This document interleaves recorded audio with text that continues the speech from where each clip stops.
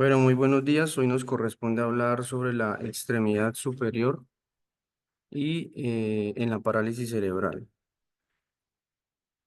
Dentro del contenido de la charla que vamos a desarrollar, vamos a tener en la introducción datos epidemiológicos, etiología, clasificaciones, la clínica y las diversas presentaciones, la posibilidad de manejos y la parte de las conclusiones. Mm, para iniciar, pues vamos a hacer parte de la introducción considerando que la parálisis se puede igualar a la palabra plejía como esa abolición de la motricidad en una parte del cuerpo o en varias partes de manera simultánea, producto de una lesión a nivel sea cerebral y que en su momento se consideró de las vías motoras, sea piramidal o extrapiramidal, que va a tener un reflejo clínico y son el deterioro en la fuerza muscular. Estos cuadros patológicos están descritos desde el antiguo Egipto, considerándose, digamos que no de manera específica, sino hasta la aparición pues ya de galenos en Grecia por parte de Areteo de Capadocia para el siglo II, quien fue el médico que trató de hacer la distinción si el origen de esa lesión estaba a nivel cerebral o a nivel espinal para ir haciendo un discernimiento en si es la enfermedad progresiva o no. El médico Little sobre el 1843 ya logra afirmar que el origen se encuentra a nivel intrauterino y lo definió como esa lesión a nivel cerebral que se va a manifestar en la infancia, específicamente en pacientes que hayan tenido nacimientos pretérmino o cuadros clínicos de asfixia perinatal asociados a alteraciones de su comportamiento a nivel cognitivo y del habla o de manera precisa como episodios convulsivos. Osler es el médico en el 1889 quien genera una de las primeras clasificaciones, eh, adicionando a lo previamente descrito la topografía anatómica, indicando si había hemiplegia, diplegia o paraplegia. Y para 1857 en Estados Unidos, pues se crea la Academia Norteamericana de la Parálisis Cerebral, gracias al médico Phelps, quien identificó que esta patología pues se va a caracterizar por alteración de los movimientos como disinesia y la subclasificó con 5 grupos de acuerdo a la presentación o la alteración que caracterizaba ese grupo muscular en el paciente, sea por espasticidad, atotosis, sincinesia, entendiéndose como ese movimiento que se cataloga como parásito en el que se tiene un control voluntario y se desata un movimiento involuntario que entorpece la finalidad de la movilidad articular. Asimismo, asoció eventualidades de incoordinación y temblor. Entonces, es para el 2004 con el Comité Ejecutivo Internacional para esta enfermedad en Maryland, Estados Unidos, quien define a esta patología como ese grupo de trastornos que son permanentes, el desarrollo del movimiento y de la postura, que van a causarse una limitación en la actividad funcional del paciente y se va a atribuir a una lesión no progresiva, es decir, ya se instaura a nivel cerebral y lógicamente va a tener sus repercusiones en el desarrollo del cerebro, pues en vía fetal o lactante. Esto es marcado, digamos que en 3 características, es decir, que la lesión es no progresiva, se instaura y lo que se va a ver es ese deterioro, pues en la medida en que el soma va ganando volumen. Se puede evidenciar a nivel prenatal, postnatal y sus lesiones manifestándose de manera musculoesquelética o sensoriales, como le dije previamente, alteraciones a nivel de la conducta, convulsiones del habla o de la cognición. Eh, bueno, antes de la epidemiología, frente a esta descripción de la patología que tenemos, em, para nosotros, lo que respecta como ortopedistas, pues, nuestro interés radica en cuanto al movimiento, la postura y la deformación musculoesquelética que llega a tener este paciente, entendiendo que es una patología que se instaura, no va a ser progresiva, y esto lo describe el libro guía, dado que pues no debemos caer en el error de catalogar a una entidad como parálisis cerebral cuando tiene su origen a nivel cerebral o medular, pero es una entidad progresiva. En este sentido, también nos debemos valer pues de conceptos del servicio de neurología para hacer un discernimiento adecuado. En cuanto a epidemiología, se considera que es una de las primeras causas de discapacidad física en la infancia, en una incidencia de 2 a 3 pacientes por cada 1.000 nacidos vivos, esto cumpliendo las semanas ideales del embarazo, y entre 40 a 100 por cada 1.000 nacidos vivos, pero con menos de 28 semanas de gestación. Para Colombia se considera que entre 1 a 2 casos por cada 1.000 nacidos vivos, y el DANE arroja un dato interesante, y es que alrededor de 2.652.000 personas van a tener algún grado de discapacidad, y el 10% de estas se van a asociar a niños que presentan parálisis cerebral. Un dato más local para Medellín, que lo genera la Secretaría de Bienestar Social: alrededor de 8.000 personas van a tener y tienen una pérdida de la capacidad física asociada a la parte mental y sensorial, y dentro de estas se ve más pues, de prevalencia los hombres con una discapacidad cognitiva hasta en el 42%, que se asocia a la parálisis cerebral. En cuanto a la etiología, primero se enmarca de manera general que durante ese desarrollo cerebral vamos a tener episodios de alteración vascular. Pueden haber entidades infecciosas o tóxicas cuando la mamita toma fármacos teratogénicos, por ejemplo, o episodios hipóxicos. Y menos frecuente la parte genética. Sin embargo, sí es un aspecto importante a destacar, dado que a través del concepto de la penetrancia explica, digamos, que la gravedad o la profundidad de la parálisis cerebral, y esto hace que pues en un paciente sea distinto a otro. Se considera que el 92% se van a originar a nivel prenatal, el 8% postnatal, y estos asociados a traumas e infecciones, y menos del 10% secundarios a una hipoxia intraparto, también deficiencias del yodo, incompatibilidad del RH. Y dicho esto, pues hasta el 80% se va a considerar idiopático. Frente a todo lo escrito previamente, no hay una causa clara, si se identifican factores de riesgo, todos pues enmarcados dentro del contexto prenatal, natal o postnatal, como parto pretérmino, la infección perinatal, que haya una restricción en el crecimiento, acidosis o una gestación múltiple. Se describe entonces de manera muy específica y de acuerdo a algunas semanas, las semanas de gestación, qué entidad vamos a, qué proceso fisiológico se altera y cómo va a ser su manifestación clínica. A nivel prenatal, cuando se habla de la lesión que ocurre por debajo de las 20 semanas, se considera que la lesión va a estar radicada en la migración neuronal, y el fenotipo va a ser el más severo. Vamos a tener una parálisis cerebral mixta que se va a caracterizar sea por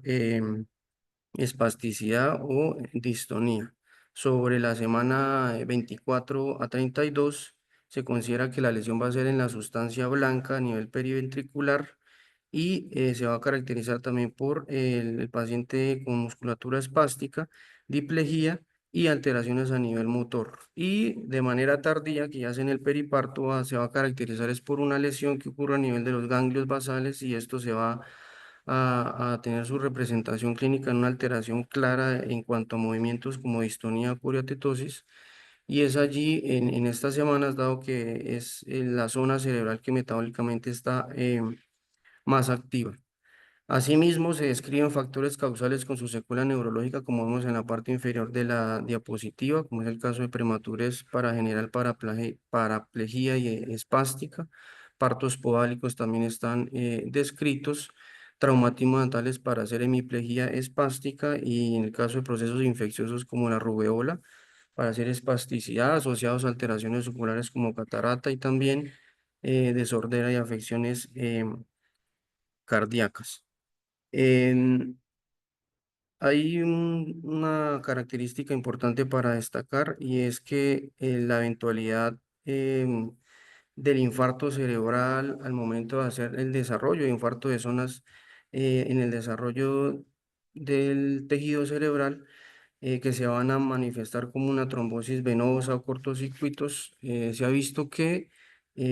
cuando hablamos de la semana 24-32, es decir, la primera que describí, se localiza sobre la arteria cerebral media, generándose una espasticidad histónica unilateral y de predominio en el miembro superior. En cuanto a clasificaciones, pues existen muchas clasificaciones variadas.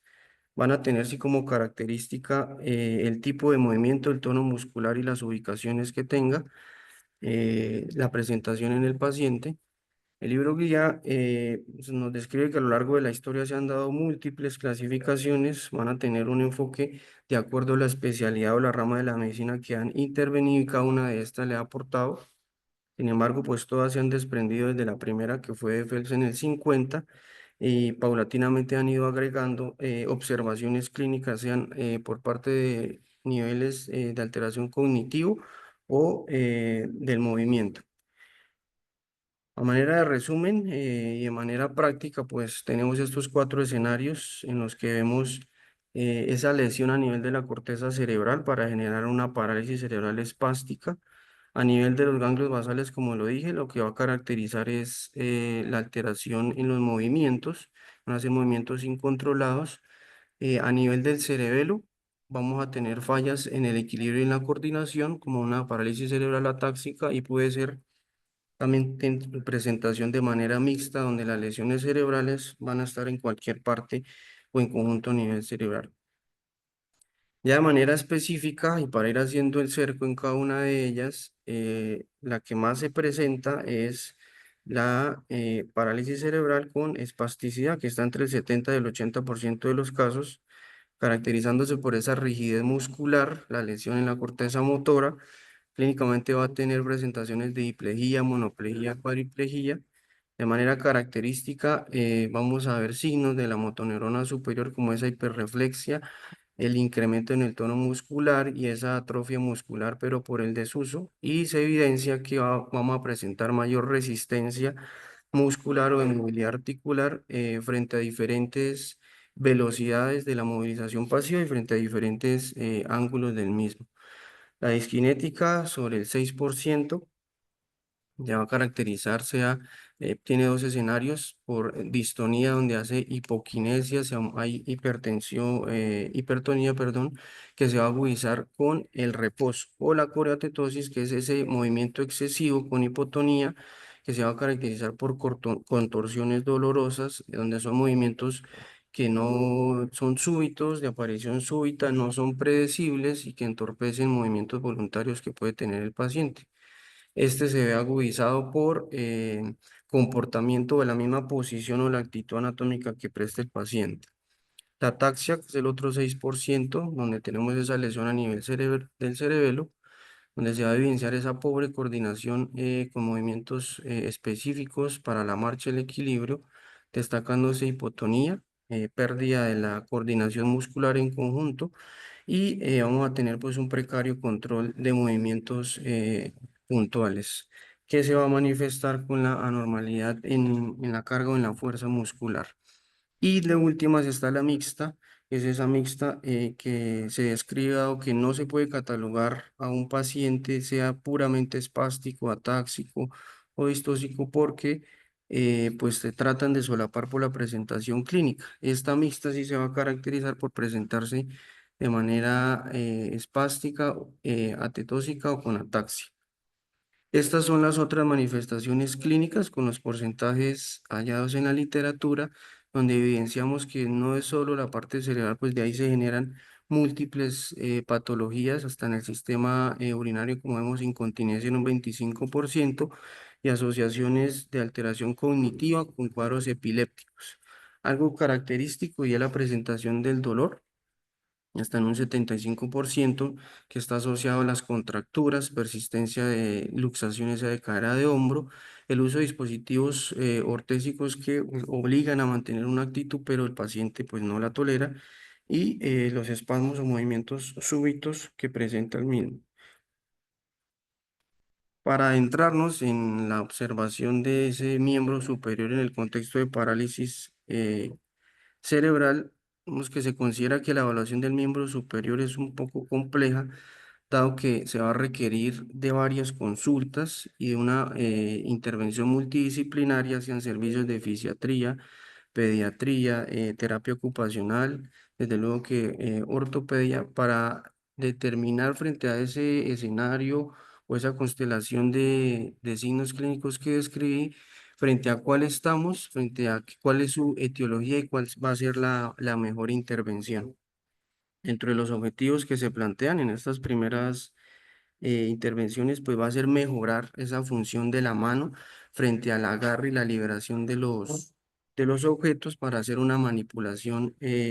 productiva. Y para lograrlo, pues se tiene que tener en cuenta cosas muy específicas e importantes, que es el nivel de maduración del sistema nervioso y respecto pues a la edad, si hay signos de asterognosia, entendiéndose como esa facultad para poder identificar objetos sin observarlos de manera directa, y que se evidencie que tenga un control cerebral. Esto como características para pensar que estamos frente a una mano con posibilidad de hacer un manejo adecuado. Entonces se tiene que plantear un contexto general y es determinar la etiología, dependiendo pues la edad gestacional en la que se sospechó que se generó la lesión, qué tratamientos actuales va a tener o tiene el paciente, el nivel de escolaridad, la lateralidad, los tipos de discapacidad motora, sea espástica, distóxica o mixta, como describimos, en qué zona va a estar ubicada. Y algo importante es si el paciente ya hace marcha o algún tipo de marcha, el grado de comunicación y qué tan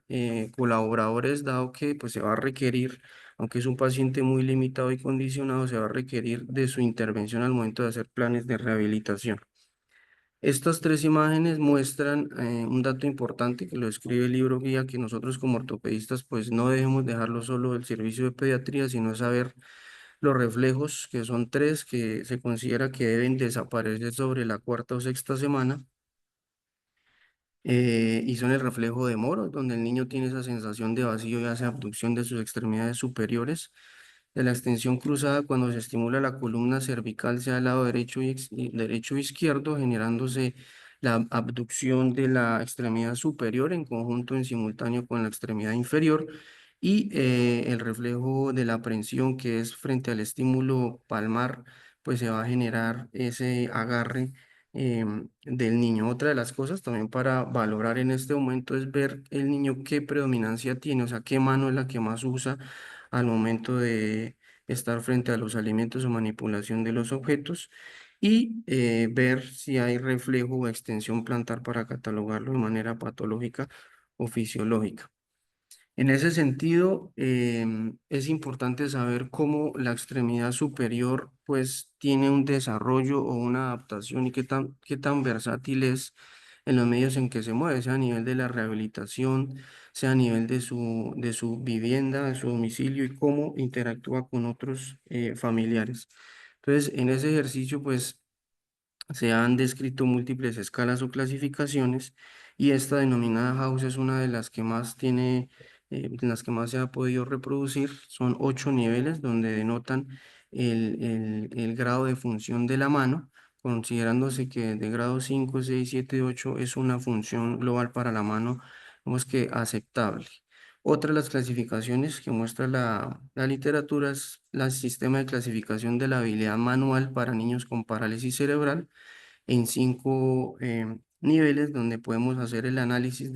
frente a lo que se evidencia, si los músculos, qué tan espásticos son, su desempeño, y qué lo caracteriza, si el conjunto de grupo muscular agonista o antagonista, identificando el grupo más fuerte, más débil, qué tanto tiene de control desde órdenes que el paciente,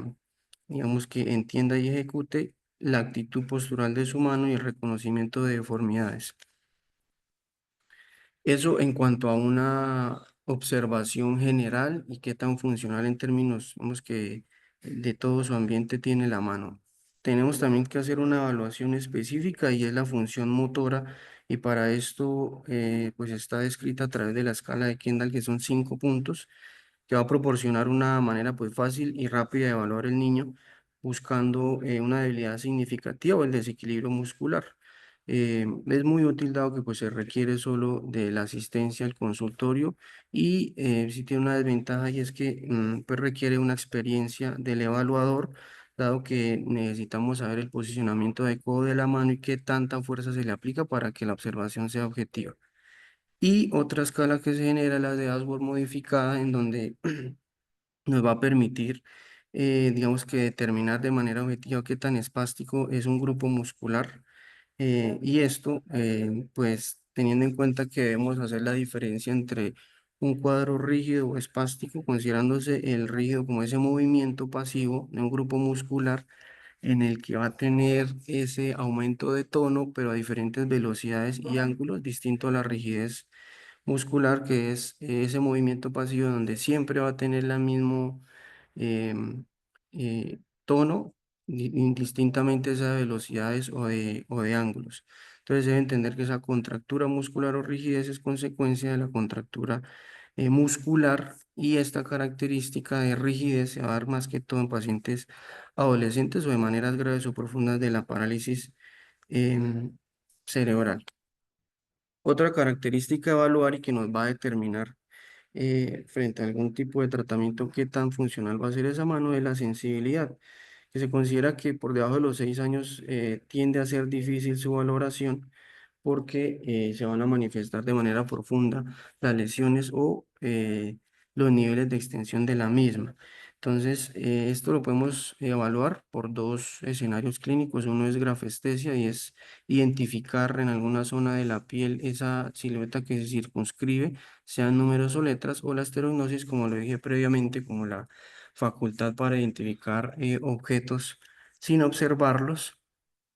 de manera directa. Entonces se considera que la estereognosis está hasta en el 97% de los pacientes que tienen una parálisis cerebral que se destaca por hemiplegia,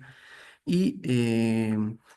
se considera que este dato es sumatorio en la historia clínica porque nos va a dar una orientación en cuanto al tratamiento de si es adecuado o qué tan productivo va a ser. Entonces, dicho lo anterior, pues se puede concluir que en realidad es una entidad que tiene incluso un diagnóstico clínico frente a una clara observación, una aplicación semiológica de los grupos musculares, y que a partir de esta observación se va a hacer la orientación multidisciplinaria del paciente. Para entrarnos de manera específica, el hombro pues va a tener unas presentaciones claras. La literatura lo describe como un hombro, sea en aducción, en rotación interna, rotación externa o un hombro distósico. En cuanto a el hombro con aducción y rotación interna, los músculos implicados van a ser el bíceps braquial y el brachiorradial, em, manifestándose con un déficit de extensión superior a 40 grados. Y este dato es importante dado que, pues, ya de entrada nos está diciendo que el uso, por ejemplo, de silla de ruedas o muletas o la ejecución en cuanto a su vestimenta va a ser compleja. Otra de las presentaciones es la rotación externa. La rotación externa se va a manifestar por las lesiones o la espasticidad a nivel del músculo infraespinoso redondo menor y deltoides posterior. Em, Vemos aquí este video donde la extremidad superior tiene una movilidad mayor respecto a la izquierda. Ahí se le pide al paciente hacer rotación, venir de externa a interna, donde vemos la limitación de la misma. Y pues una actitud del pulgar y de manos que ya vamos a analizar más adelante. Y la otra es el hombro distósico, donde pues se va a caracterizar porque se presenta en las parálisis cerebrales mixtas, es decir, vamos a tener espasticidad y distonía, y el protagonista pues va a ser el pectoral mayor. Es importante denunciarla porque genera mucha inestabilidad dinámica y puede estar siendo la causa de luxaciones a repetición. En cuanto al codo, vemos esta imagen que es muy representativa y es como la clásica en cuanto a parálisis cerebral espástica, porque vemos esa rotación interna del hombro con la hiperflexión del codo, hiperflexión de la muñeca, y la actitud en pronación del antebrazo. Entonces, esta se puede presentar de manera estática o dinámica, involucrando los músculos el bíceps braquial y el brachiorradial. em, con el mismo, la flexión dinámica se puede, digamos que considerar antiestética, y va a ser inviable poner algún tipo de ortesis. Va a predominar, como lo dije, el bíceps, porque se va a colocar el antebrazo en una posición de supinación que puede provocar una subluxación anterior de la cúpula radial de manera persistente. En cuanto a el antebrazo, su presentación clásica pues va a ser la hiperpronación, aunque se considera que una pronación en este cuadro clínico va a ser ligera y puede ser funcional. La hiperpronación es la que nos va a limitar toda la funcionalidad del paciente. Los protagonistas pues, van a ser el pronador redondo y el pronador cuadrado, asociado a músculos flexores de la muñeca, que van a ser los responsables de esta posición. Em, También para el antebrazo está de manera específica una clasificación que la dan la escala de Goldberg y Tolkien, donde evidenciamos cuatro niveles o cuatro actitudes del antebrazo. El grupo uno se va a destacar por una supinación que va a ser activa, pero es de una posición neutra. El grupo 2 va a ser esa supinación, pero iniciando un poco después de la posición neutra. La 3 es donde no hay supinación activa, y va a permitir, donde permite la movilidad completa, va a ser de manera pasiva. Y la 4 no hay una supinación ni activa ni pasiva. En cuanto a la muñeca, la postura es de tener una postura en flexión, en hiperflexión, que se va a relacionar claramente con la espasticidad de los músculos flexor radial del carpo, flexor cubital del carpo, o se puede extender hasta flexores de los dedos. Y teniendo en cuenta, digamos que la actividad de los antagonistas, que serían los extensores, se van a mostrar de manera débil, los extensores radial largo y corto y el extensor cubital del carpo. Hay una presentación y es que ese músculo, em, perdón, el extensor cubital del carpo puede estar subluxado de manera anterior, y lo que hace es reforzar la actitud y flexión de la muñeca. Para la muñeca también hay una escala, una estratificación clara, es a través de la escala de Zanconi, donde vamos a tener tres escenarios. Esta escala lo que nos va a aportar es evaluar los patrones de agarre o de liberación, que es una movilidad que va a depender de la articulación de la muñeca, teniendo en cuenta la funcionalidad de los dedos. En la primera es donde se puede extender la muñeca a más de 20 grados con los dedos extendidos. La 1A es donde se extiende esa muñeca, pero entre 0 y hasta 20 grados. La 1B vamos a extenderlos entre 10 y 20 grados. La 2A extiende la muñeca, pero con los dedos flexionados. La 2B puede extender la muñeca con el dedo flexionado, y los dedos se pueden extender, pero con más de 20 grados de flexión de la muñeca. En este video evidenciamos cómo se tiene que tener la muñeca en flexión para poder hacer extensión de los dedos. En el primer tiempo hay extensión completa de los mismos con la flexión de la muñeca, y en el segundo tiempo, como vemos, no hay extensión de los mismos frente a una extensión de la muñeca en posición neutra. En cuanto a los dedos, se va a caracterizar por la contractura flexora, que se evalúa mediante el ángulo de forma, como vamos a ver en el video. Y la evaluación de este pues es iniciar con la flexión de la muñeca y llevar la extensión completa de los dedos. Luego se va a observar si hay extensión gradual de la misma muñeca, manteniendo los dedos, perdón, en extensión. Entonces se va a considerar que la incapacidad para extender completamente la muñeca pues va a tener una signo de contractura flexora, y es el déficit en extensión de la muñeca. Tenemos acá en el video.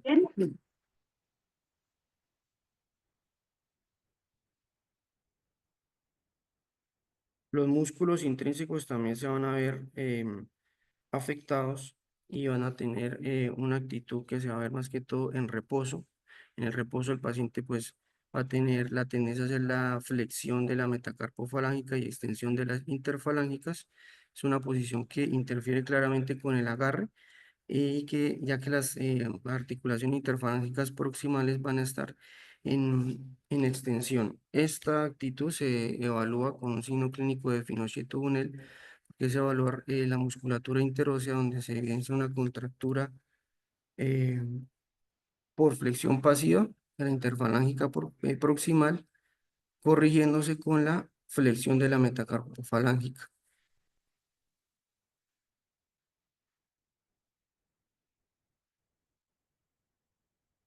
El pulgar considerándose pues ese dedo de la mano importante para hacer la función de la oposición o de la pinza, va a tener cuatro características en cuanto a su fisiopatología y es la espasticidad o contractura, donde el autor pólisis es el que va a tener mayor protagonismo, va a tener también o se presenta con espasticidad de flexores, sea el flexor largo o corto y del oponente, y puede también presentarse una contractura del primer y segundo metacarpianos o evidenciarse con una inestabilidad de la metacarpofalángica. Entonces, en la imagen se muestra una posición muy típica cuando el paciente tiene una parálisis cerebral atetósica, se considera que es o se analiza como un reflejo en cuanto a la flexión de los dedos, porque en, en esa extensión de la muñeca va a ser el pulgar cubierto por los demás dedos, los va a abrazar y cuando se lleva a la flexión de la misma hay una liberación de los artejos liberando el pulgar. Este es un video donde nos muestra esa deformidad intrínseca del pulgar, que aunque el paciente logra hacer el agarre, está condicionada. Movemos la parte de la interfalángica distal en la que se fleja respecto a la hiperextensión de la metacarpofalángica. Para hablar de las herramientas de tratamiento, pues hay que hacer la visión multidisciplinaria y una de las cosas a destacar, digamos que antes de llegar a hacer el paso quirúrgico, va a ser la rehabilitación o la terapia ocupacional, que se considera que debe hacerse lo antes posible, es decir, si se tiene un diagnóstico claro y se sabe para dónde se debe hacer inicio de la misma. Se considera que va a tener mejor evolución el paciente cuando se hace por debajo, se inicia por debajo de los 6 meses, teniendo objetivos claros, funcionales, simples, con conocimiento de la familia, con conocimiento del equipo médico y sabiendo qué es lo que se espera frente al desarrollo. Em, Vemos que se va a destacar esa intervención porque los arcos de movilidad deben ser activos y pasivos durante todo el crecimiento del niño, hacer estiramiento de los grupos musculares espásticos, fortalecimiento de los grupos antagonistas, es decir, de toda la función extensora, y con la posibilidad de hacer un uso de ortesis que en realidad tiene mayor comodidad en las noches, donde es una ortesis que se va a ubicar el antebrazo en supinación por encima del codo y muñeca con dedos rectos y llevando el pulgar en la posición. Otra de las herramientas que nos sirve para este cuadro clínico es el uso de la toxina botulínica tipo A. Es una toxina que, digamos que eh, se considera como de las primeras líneas para hacer el tratamiento en espasticidades focales. Se va a caracterizar por tener ese bloqueo de la liberación de acetilcolina a nivel de la placa neuromotora presináptica, causando una debilidad temporal de los músculos a intervenir y es en este tiempo que nos permite a nosotros usarlo como ventana para intervenir, hacer movimientos claros de rehabilitación o tener la oportunidad de hacer intervenciones quirúrgicas. Mm, También ayuda a hacer la distinción entre espasticidad y contractura o esa rigidez permanente y aunque pues como vamos a ver, previo a procedimientos quirúrgicos tiene un uso frecuente, también pues tiene desventajas y es que su efecto pues puede durar poco, tiene alrededor de 3 a 5 meses y se tienen que hacer repeticiones de las inyecciones pues que en realidad para un niño al momento de someterlo pues es de considerar. Y los otros inconvenientes pues es el costo, las dificultades administrativas de su adquisición. Y lo ideal, cuando ya se considera que se debe hacer uso de la misma, es iniciar sobre los 2 o 3 años de edad. Entonces, en cuanto a tratamientos quirúrgicos, em, pues lo expone así la literatura. Lo ideal es cuando el niño alcance los 6 años y vemos esta gama de una risotomía dorsal del pliejo braquial, que es esa intervención neurológica para hacer la decisión de ramas neuronales y el reacomodamiento para generar otro tipo de estímulos, asimismo neurotomías selectivas posteriores al uso de la toxina botulínica, por ejemplo, fasciotomías, transferencias tendinosas y artrodesis. Pero dentro de las cosas más importantes a destacar es qué pacientes se pueden llevar a cirugía y quiénes no. Se considera que pacientes con movimientos anormales, donde su parálisis cerebral sea, por ejemplo, la de lesiones de ganglios basales con una distonía a destacar, pues no se considera como pacientes candidatos para hacer intervenciones quirúrgicas, dado que las contorsiones pues van a llevar a producir mayor dolor o desestabilidad de las fuerzas musculares. De manera específica precisan que el hombro, por ejemplo, cuando hay alteración espástica en rotadores internos o externos, bíceps o pronador redondo, son pacientes de difícil manejo. Otra de las contraindicaciones es que el paciente tenga una discapacidad intelectual severa, que evidenciemos una baja adherencia a los tratamientos o que la familia tenga falsas expectativas o tenga expectativas poco realistas. Y como lo dije previamente, basándonos en la escala de House, puntuaciones de 5 a 8 pues son pacientes que en realidad son funcionales y no ameritan una intervención quirúrgica. En ese sentido, para hablar ya de manera específica, para pensar en una intervención quirúrgica, pues hay objetivos claros. Dentro de los desafíos al momento de pensar en cirugía para estos pacientes, pues la indicación, saber qué pacientes es el candidato, es el desafío real y por eso es importante hacer múltiples valoraciones en diferentes tiempos y con el equipo multidisciplinario. Están claros de manera así de importancia los 5 objetivos en cuanto a funcionalidad, que generalmente es un objetivo que va a permitir restablecer el equilibrio entre agonistas y antagonistas y con él, lográndolo, se puede eliminar las contracturas. Sigue el de la prevención, que se considera que es una contractura articular que está ya acentuada de manera clara y persistente en un niño pequeño. em, puede generar un condicionamiento que frente a una rehabilitación o uso de ortesis no es efectiva y se pasaría a hacer manejo quirúrgico. Otro de los objetivos para tener en cuenta al pensar en cirugía es la higiene, y es que esto se ve en casos más graves de parálisis cerebral porque las hiperflexiones o actitudes de hiperpronación son más acentuadas y se evidencia, digamos, que a nivel de la axila o del codo, perdón, con pliegues palmares o digitales que pueden llevar a maceración de detritus celular y pueden generar pues infecciones secundarias en la piel. En cuanto a la comodidad, se habla más que todo es que se puede cumplir porque como son pacientes que dependen de un cuidador casi que permanente, hay posiciones o ergonómicas que le van a facilitar una mejor ejecución de limpieza o de la misma rehabilitación a los cuidadores. Y en cuanto a estética, porque pues hay pacientes que no tienen una penetrancia mayor de esa parálisis cerebral, son adolescentes que logran identificar su patología, pero tienen algún, perdón, alguna requerimiento estético que quieran cambiar. Aquí evidenciamos 2 imágenes en las que se hace intervención quirúrgica estrictamente para hacer corrección de esa espasticidad a nivel del primer espacio interdigital entre el pulgar y el primer dedo, generando una liberación, una ampliación y posibilidades de agarre para esa mano. Y en la segunda, cómo se hace a través de una Z-plasia, intervención muscular y nerviosa, la liberación del pliegue cutáneo del codo para generar un nivel de extensión mayor. Entonces, ideal es que no debemos alterar una función útil que ya está establecida o que permite un desarrollo adecuado del paciente por perseguir otro objetivo funcional que no va a tener un pronóstico claro. Entonces, de manera específica para el hombro, frente a su actitud de adopción o rotación interna, se piensa en una neurotomía selectiva o alargamientos en Z del tendón del músculo pectoral mayor o subescapular, o se puede llegar también hasta la osteotomía rotacional del húmero cuando estos alargamientos e intervenciones musculares no son los óptimos. Y en cuanto a rotación externa, sí se describe que el uso de toxina botulínica va a permitir en este grupo muscular hacer la relajación y luego es intervenir con neurotomías selectivas, haciendo liberación del infraespinoso y del redondo menor, por ejemplo. En cuanto al codo, pues que se considera que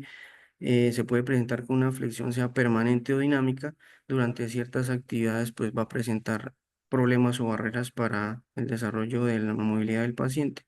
Se considera que si la deformidad en flexión es leve es porque está por debajo de 40 grados y sería indicado hacer uso de la toxina botulínica en los flexores del codo para ver el resultado efectivo. Y posterior a ello se puede pensar en neurotomías selectivas como lo muestra la imagen del nervio músculo cutáneo y considerándose que esta es una opción muy viable.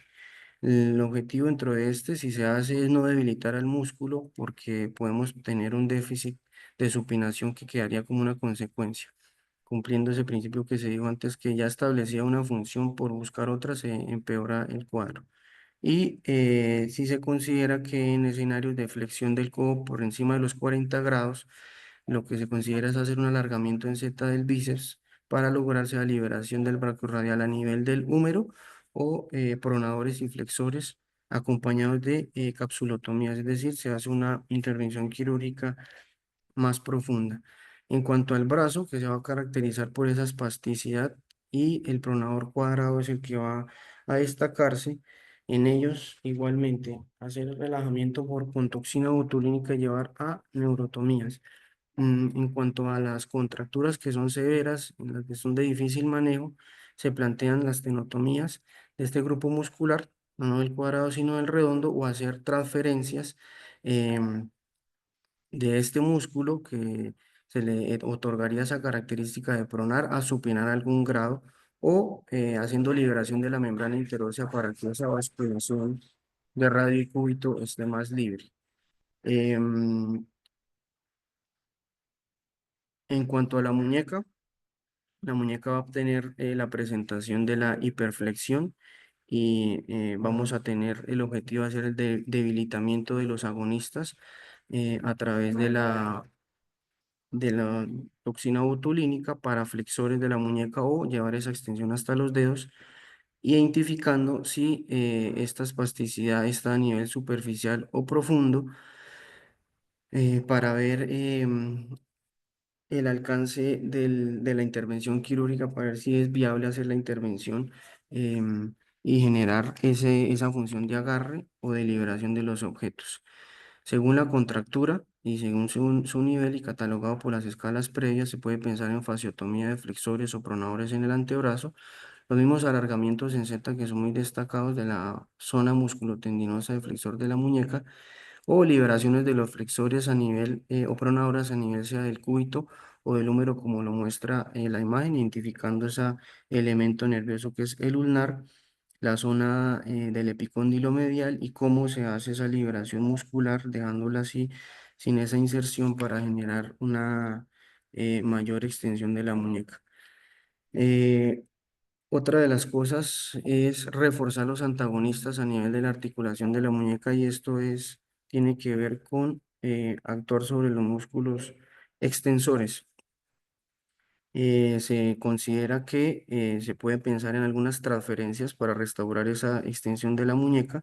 y va a estar dada cuando la extensión activa se hace insuficiente a pesar de tratamientos quirúrgicos previos o conservadores. Entonces, lo ideal es hacer una transferencia al extensor radial o extensores de los dedos. Sin embargo, cumpliendo algunas reglas, como está escrito en la diapositiva, lo ideal es que, además de eso, se tiene que hacer una liberación de la contractura flexora, porque entonces no habría compensación una transferencia realizada en una articulación que previamente tenga algún grado de movilidad y un adecuado control muscular y que la fuerza mínima al momento de valorarse por lo menos sea de un M4. Y lo otro importante es que al momento de hacer esa transferencia, pues no se transfiera músculo que aunque tenga una señal permanente, continúe siendo espástico y en lugar de reforzar los antagonistas, lo que hace es debilitarlos. Vemos en la imagen que son parte de los pasos de la técnica de Green, donde se hace la transferencia desde la región anterior del antebrazo, llevándola a la zona dorsal, procurando esa extensión de la muñeca y un grado de, de supinación. Em, para este caso, digamos que se debe pensar en qué pacientes son los adecuados. Esta técnica sí está escrita y lo ideal es llevar a pacientes que estén por encima de los 13 años, preservando la función flexora para no cometer el error de hacer una sobrecorrección, comprobando también que tenga una fuerza muscular el flexor radial del carpo y logrando esa liberación del agarre y de la muñeca en la posición neutra. Otra de las posibilidades quirúrgicas es la artrodesis de la muñeca, que se va a considerar cuando se tiene la finalización del crecimiento y el cierre de las fisis, o se opta cuando tenemos una flexión severa que no mejora con las ortesis o intervenciones no quirúrgicas. Y lo ideal es si se tiene en una mano, vemos que la contralateral tiene una función adecuada y la otra mano no tiene una función o una adaptación, se puede pensar en artrodesis para por lo menos darle esa posición neutra y que le sirva de arrastre al momento de hacer ejecución de movilidad de los objetos. Se hace uso de la placa dorsal haciendo la artrodesis como ya conocemos y la imagen muestra y el video esa cavitación a nivel del radio para después de hacer la carpectomía en la fila proximal, cómo hacemos inserción de los huesos y procurando ese biselado para que la función flexoextensora de la muñeca se logre recuperar. En cuanto al pulgar, tiene las presentaciones características siempre de aducción de los dedos y lo que va a cambiar pues es esa actitud del pulgar. Va a ser simple cuando el dedo va a tener la aducción muy cercana a los metacarpos. La segunda va a ser esa aducción de los metacarpianos con una flexión metacarpofalángica. La tercera es con hiperflexión de la metacarpofalángica. Y la cuarta es cuando se tiene esa oposición completa y se mantiene de esa manera llegando a la base del quinto dedo y los otros dedos abrazándola. Entonces, para estas son todo este sinnúmero de posibles intervenciones, desde intervenciones quirúrgicas de liberación, de transferencia para fortalecer los antagonistas o estabilizaciones articulares. Dentro de la liberación, pues tenemos, como lo ve la imagen, es ese desprendimiento proximal de la doctora haciendo la incisión palmar. En cuanto a transferencias, como lo vimos, pasar de la zona anterior a la zona dorsal para procurar la extensión y supinación. Y la última es la estabilización. Aquí vemos un video donde evidenciamos un paciente posterior a múltiples intervenciones, como el agarre después de la liberación del aductor le permite la movilidad del objeto. Como conclusiones, tenemos que el tratamiento quirúrgico de la extremidad superior, la parálisis, pues tiene que tener un enfoque multidisciplinario de un equipo experimentado. La indicación quirúrgica pues se debe considerar después de una evaluación exhaustiva y de varias consultas. Los objetivos deben plantearse previamente sabiendo cuáles son sus alcances sin expectativas falsas y en contracturas graves sí está claro que se haga liberación muscular, transferencias o artrodesis con el objetivo principal de que la elección de la técnica quirúrgica o el procedimiento quirúrgico que se vaya a hacer esté adecuado a lo que el paciente necesita. En ese sentido, pues se debe hacer relativo a la observación de cada uno de ellos. Gracias.